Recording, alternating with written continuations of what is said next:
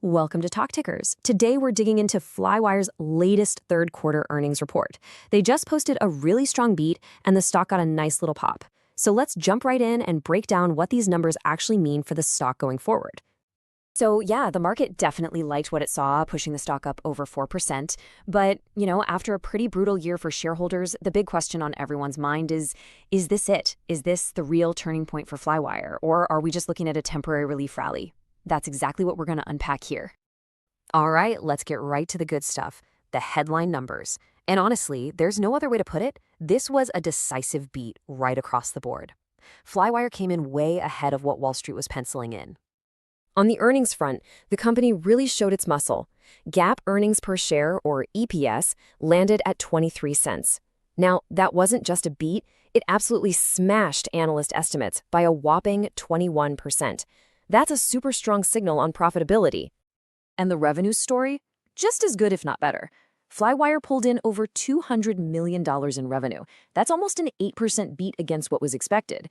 And maybe even more importantly, it's nearly 28% growth from the same time last year.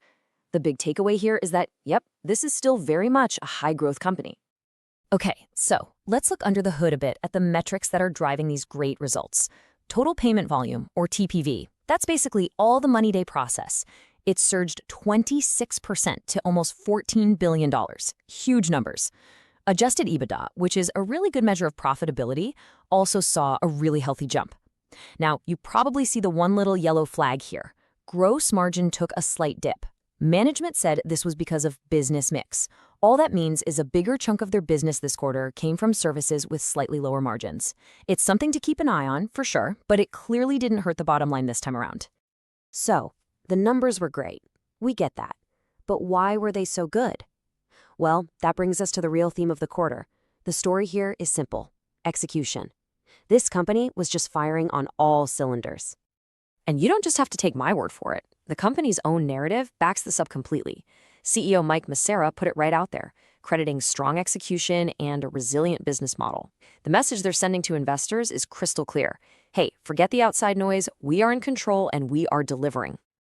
And this execution wasn't just talk. You can see it in the details. Flywire signed up over 200 new clients. Sertifi, that company they recently bought, is already contributing to the top line. And this is a big one. They're digging their competitive moat even deeper with key software integrations, working with giants like Workday and Tribal. See, these aren't just small, one-off wins. This is Flywire embedding itself into the very core of their clients' businesses, which makes their service incredibly sticky. Okay, let's pull the lens back for a second. A single fantastic quarter is one thing. But for Flywire, this report fits into a much, much bigger story: the mission to rebuild investor trust after a really tough year. This timeline really tells the story of Flywire's year, doesn't it? It started with a pretty painful reset back in February that included layoffs and really shook investor confidence. But now you see this monster Q3 beat and the positive pop in the stock on the right. It suggests they are well on their way to turning that whole story around. It's a classic journey from reset to recovery.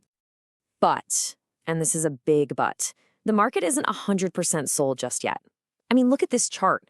The 1-month and 3-month returns are definitely getting better, but the stock is still down, and down significantly over the past year. What this tells us is that even though the company is executing its plan perfectly, there's still a bit of a trust deficit they need to bridge with long-term investors. So, with all of that as context, what's our call on Flywire from here? Let's break down the bull and the bear cases, and then I'll give you our official take on what to expect. Okay, so it's like a tug of war. The bull case is pretty straightforward. You have rock-solid execution, fantastic client growth, and they even raise their guidance for the full year. It's everything that the company can control. The bear case, though, is all about what they can't control, those big macro headwinds, especially worries about international student flows, which, as you know, are a huge part of their business. Now, before we get to the final call, let's just quickly define the rating we're giving it. We're assigning market perform. All this means is that we expect the stock to perform basically in line with the broader market, like the S&P 500, over the next year. It's not a screaming buy or a panicked sell. It just reflects that balance between the great execution and that macro uncertainty. So here it is, our final call, broken down into 3 steps. First, we fully expect Flywire to hit its raised Q4 guidance. Management has set a bar that feels really credible. Second, we see the stock being a slow grinder higher. This isn't going to be a rocket ship, okay? The company has to keep putting up quarters just like this one to really win back the market's trust. And third, tying it all together, we're rating the stock market perform. And that leaves us with the ultimate question for Flywire, doesn't it? The company has proven beyond a doubt that it can execute. The market, on the other hand, has proven it's still worried about the big picture economy. So the real battle for this stock over the next year is going to be this. Can its amazing execution finally outweigh that nagging macro story? And as always, just a quick reminder, this analysis is for informational purposes only. This is not financial advice.